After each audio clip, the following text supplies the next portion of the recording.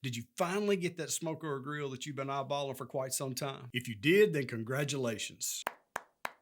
Or maybe in your rookie season and you're at the point that I was at several years ago to where you're like, I'm struggling with certain aspects of what I'm doing. Well, have no fear because this video is just for you. We're going to cover a topic that I like to talk about more than anything: accessorize. I'm your host, Ben Phillips. All my friends call me bruh, and welcome to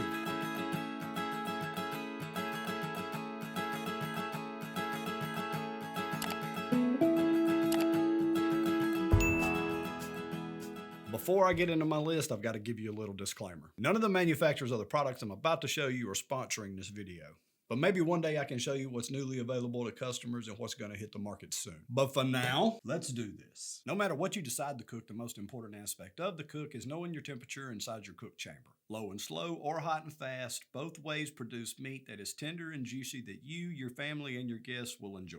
You can't always control the elements outside of your cook chamber, but you can definitely control what goes on inside your cooker. The majority of smokers and grills come with thermometers that are already screwed into the lid or the door of the cooker, which are always dial thermometers, may be accurate for telling you the temperature of where they're placed. It's not a true representation of the temperature of where your meat actually is inside your cooker. This is where digital thermometers are a must buy. And this one made by Thermoworks will work phenomenally for most barbecuers out there. Not only does it have the ability to measure the cook chamber temperature right in front of the meat, but also an additional readout for current meat temps. And it does so by using these probes. This one is to measure the ambient temperature inside the cooker, and this one for sticking inside the protein to accurately tell you what your meat temp is. If you want to measure 2 spots inside the cook chamber to find cooler and hotter zones, or measure the temp of 2 pieces of meat, it'll do that also. Just buy the right probes for however you choose to use it. It also comes with a handy remote that displays both temperature probes' current readings, so you can walk away and still have that information handy. And they're both waterproof, so you don't have to worry about rain or spills damaging them. This one here is made by a company called Fireboard. Instead of 2, this unit has the ability to run 6 probes. Want to cook 6 Boston butts and know the internal temperature of all 6? It'll do it. Or run 5 food probes and want to check the ambient temperature? It'll do that too. It also has the capability to check all 6 probes at once on a phone or tablet. It also has smartwatch capability. One knock about this unit compared to the Thermoworks is this one's only water resistant. It's not waterproof. There's also wireless probes out on the market that don't require a base unit like these models do, but I've yet to purchase one, so I can't make any comments on those right now. I've got my eye on one that I'd like to buy here in the near future that I've done some research on, and as soon as I get it and test it, I'll give you my thoughts. Instant read thermometers are also a great accessory to have. I believe they're vital. This one again is made by Thermoworks. It's an older model that I've had for over 5 years and works just as great as it did when I purchased it. The newer model reads a little faster than this one and has a few more upgrades, but it's not enough to justify a new purchase. I use it, of course, to tell the temperature of the meat that I'm cooking, and as a probe to test the tenderness of the meat by feel of the probe entering the meat. Got a standalone griddle, a griddle plate, or even a skillet that you use in your house? An infrared temperature gun is a great tool to consider. With this particular model, it allows you to press once and it will give you an accurate readout of the surface that you're looking at, or you can hold the trigger down and scan the work surface and it will tell you the temperature to help you find your hot and cold spots. These are great tools and you can get them fairly cheap for what they're giving you. No matter what thermometer you decide to go with, you're going to get what you pay for. There's options out there for the $20 and the over $200 budgets. Figure out your needs. Please do your research and purchase accordingly. And whatever you decide on, take care of them and treat them like an investment. I purchased this case from Harbor Freight and it stores everything that I've shown you here today. I can easily travel with them if I wish to, and they're also kept safe from all the elements, dirt, dust, whatever. They're electronics, so treat them good and you'll have them for years to come. I want to talk about number 2 in 3 different ways. The first being what you should not buy. Number 2, what you should consider buying initially. And number 3, what you should be purchasing over time. I think you should stay away from the majority of the items that come with storage like this, especially from your big box retailers, and you should look at them as your check cashing and payday loan stores of the culinary world. They seem like a great idea at first, but they only cost you more money and cause more stress in the long run. Those items are packaged together and marketed to make the consumer believe I'm getting all these knives for this cost. That's a great deal. And while they may be cheap from a cost standpoint, they're also cheap from a material standpoint. And I understand the initial cost of getting into this hobby of backyard barbecuing and grilling can be quite expensive. So yes, go with the cheaper knives, but don't go with sets. You really only need 3. Brands like Dexter Russell and Victorinox, which is what I use, are not only trusted by content creators all over social media, but they're also trusted by kitchens all over the world. And those three are a flexible boning knife for all your trimming and deboning purposes, a straight edge slicing knife that I use for non-heavy bark items like steak and pork ribs, finally a serrated edge slicer that I use for heavier bark items like beef ribs and briskets. I also slice bread with this one too. Now, barbecuing and grilling meat are not the only two aspects of a cookout that you've got to take care of. We got to do sides sometimes. So let me show you the knives that I've pieced together over the past couple of years that not only contribute to making those sides, but they also contribute to everyday cooking in our household. Let's start off by looking at what's going to be your workhorse in the kitchen, and that's going to be a forged German style chef knife. I recommend a Zwilling Pro chef knife. It's trusted in professional kitchens all over the world, but unlike the cheaper versions, this one will last a lifetime with proper care. Why do I recommend this one? First off, the handle. I can hold this knife for a while and it doesn't create a whole lot of fatigue. I also like this knife because of two geometries. This one here, which allows me to get up on the knife and I can pinch very far. And this area right here, which allows me to get up on the blade in this way. But if a 10-inch blade's a little intimidating for you, not to fear, they do offer this in 8-inch and 6-inch versions. Want a knife with a slimmer profile and sharper edge for light duty prep work that can be used in a lot of different applications? I like the Shun Japanese style petty knife. It cuts really clean and retains its sharpness for a long time with proper care. However, due to the hardness, it is prone to chipping, so like I said, this is a light duty knife. Don't try deboning chickens, cutting hard cheeses, or smacking it against your cutting board. Treat it like you love it. Just like with the chef knife, it does have the geometry here that allows me to get up on the knife and pinch. And another thing to note, this knife is more intended for right-handed people to use because of this little profile right here, which allows me to place it in the crease between my palms and my fingers. Place my thumb here. Sometimes I use my finger here, or sometimes I will pinch on that geometry. And what this does is it helps with rotation to where the knife won't turn in your hand when you're trying to cut. Just be careful with it. The next knife on the list is a small serrated paring knife like this one from Wusthof, and it is a part of their classic line. Again, it's good quality forged steel that'll peel tomatoes, apples, and whatever else you want to peel, and it also slices those small cherry tomatoes like a champ. One downside of serrated knives is they're almost impossible to resharpen to their original form, but it will last longer than 4 to 5 cheap paring knives that you can buy like it. And again, it also has the geometry that I really like, and it sits comfortably. And even though I said don't purchase things in set, this one actually came with the storage set that I told you earlier not to purchase. This is a traditional cheese knife. It's great for slicing cheeses, butter, and anything that would stick to the blade of the knife. Not only do these holes prevent things sticking to the blade of the knife, but in case they do, you can easily take and push them through instead of trying to push them off of the blade. This is made by Cutco. It is slightly serrated, and it's also one of my favorite knives in my toolkit. And speaking of Cutco, I also love their kitchen shears. We've had these for over 10 years and they've never been resharpened once.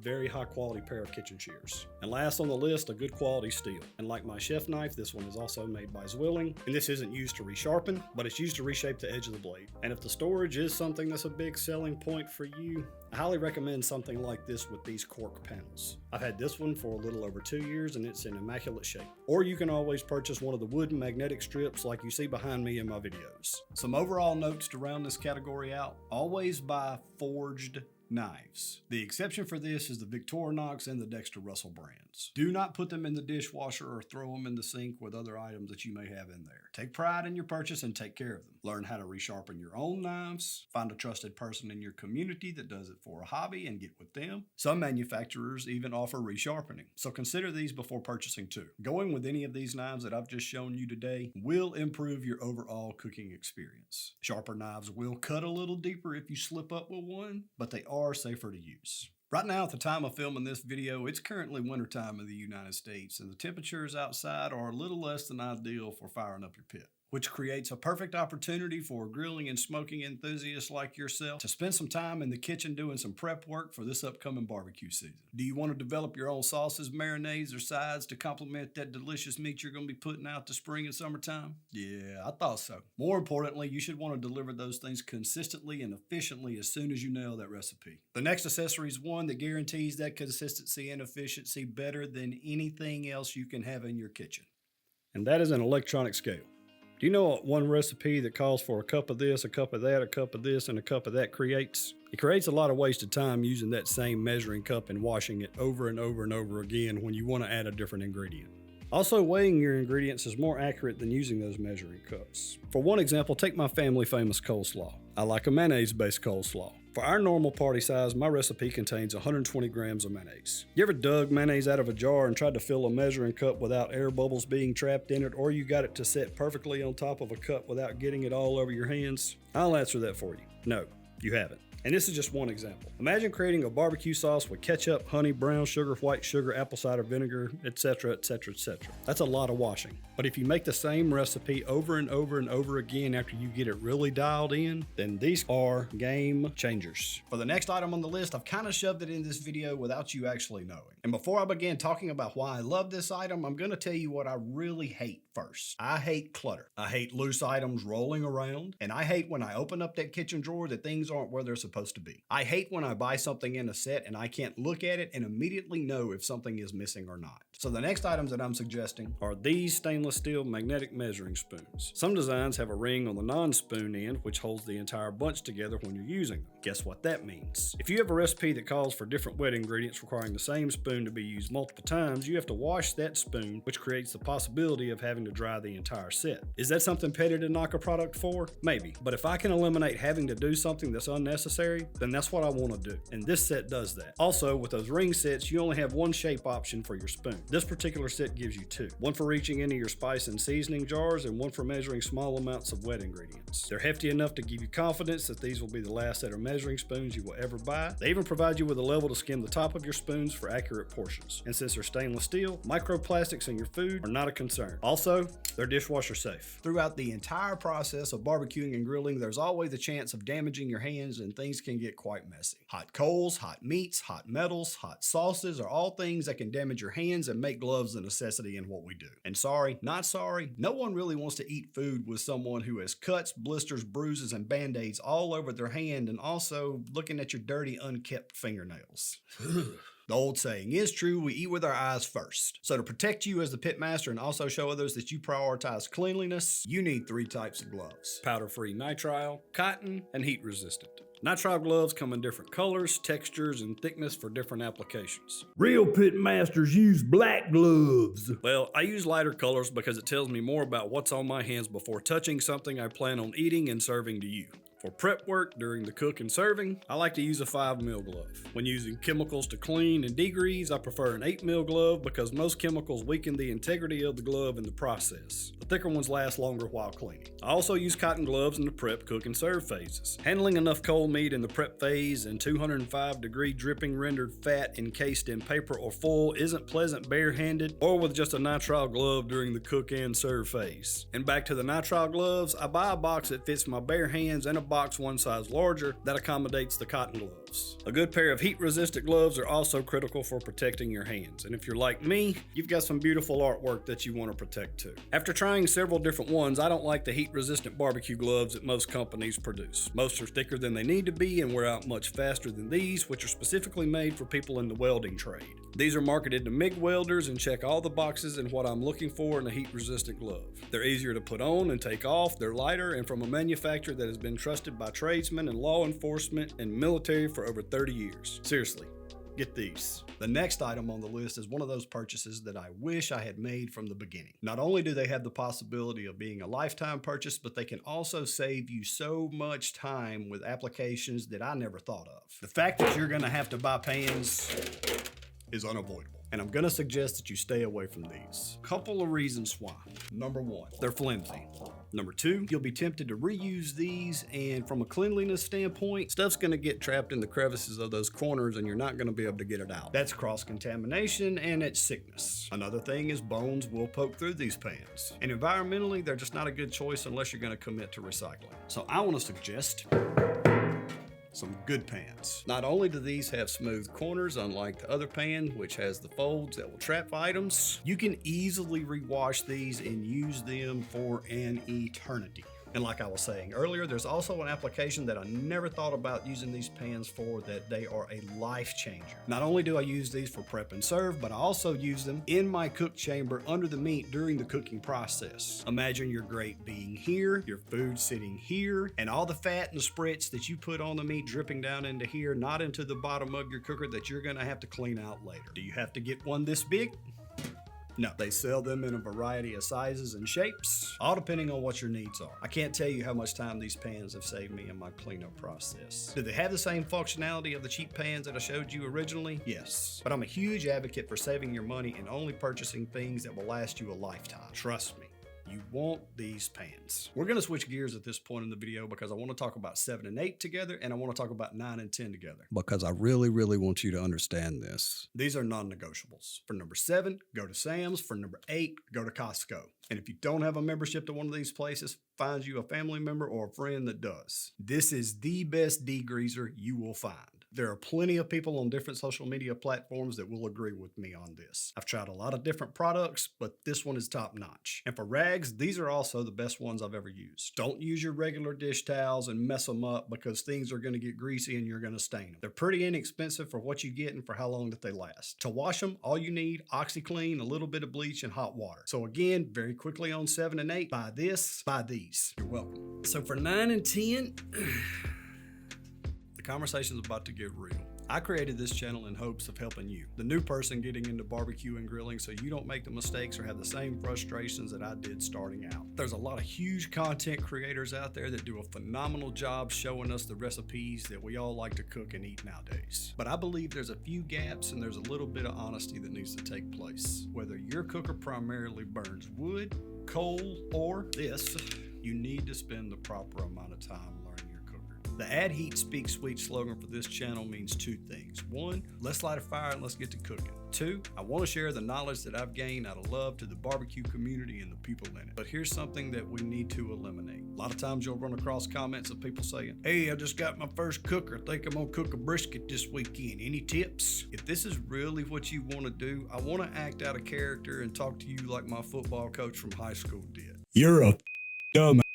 Shout out to Coach Bray. The first and only thing you should be learning how to cook is the air inside of your cook chamber. No meat, no nothing. If you want to learn how to cook something, get a loaf of white bread, spread it out evenly on your grates, or do a biscuit test. You can find plenty of videos explaining a biscuit test for your cooker on YouTube. But even before you do that, you need to settle on what type of fuel you're going to be using. If you're going to be using a stick burner, you need to make a decision on what type of wood you're going to be using. Cherry burns different than pecan. Pecan burns different than hickory, and hickory burns different than cherry. You need to run through a good bit of wood so where you can understand how to make a proper coal bed to where you can burn a clean fire. If you're going to be primarily using charcoal for cooking, you need to settle on one brand of charcoal to learn how that runs in your cooker. I'm a jealous devil guy, but if you look at the comments on different barbecue forums and different social media outlets, you're going to see that Jealous Devil's going to burn hotter than most other types of charcoal out there. Lump's going to burn hotter than briquettes. Some briquettes even create more ash, inhibiting your airflow, which in return will give you a dirtier smoke.